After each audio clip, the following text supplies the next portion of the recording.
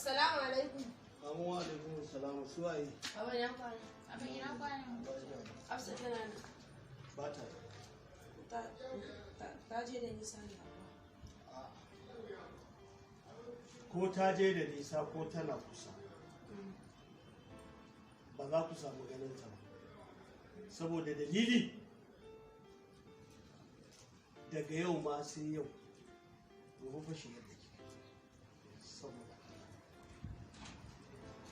kar ku ƙara zuwa gidan nan. Dan ba zan yarda yadda ke kika lalace ko ku kuka lalata kanku ku lalata min ya. Saboda ina so in gaya maki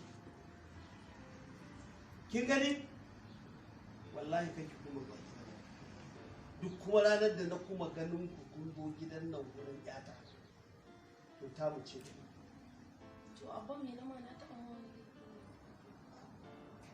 saboda yanayin tarbiyyarki tunda ke a gidanku an yarda ki fito daga gidanku a irin wannan yanayin tunda ba fitowa kike sai kin zo waje ki canja kaya sannan ki tuwo ba daga cikin gida kike canja abba daga cikin gida nake fitowa haka kuma an sani abba amma kuma ai baka bincika akan ita ba abba wallahi tallahi nata a cikin jaka take sa ba ka ganin tana yawo da fatan jaka irin wallahi da shi take yawo waye koya mata to abba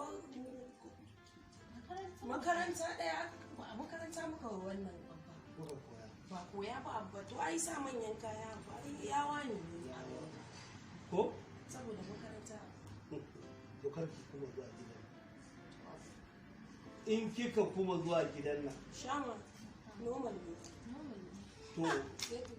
to kinga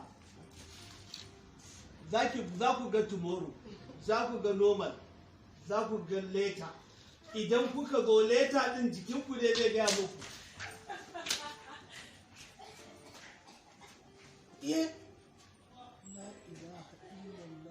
yanzu an kai zamanin da uba zai faɗa ɗaya ce wai kaza kaza ki fito daga gidanku a haka ni kuma ki zo ki lalata min da wai a makaranta ce a can muka koya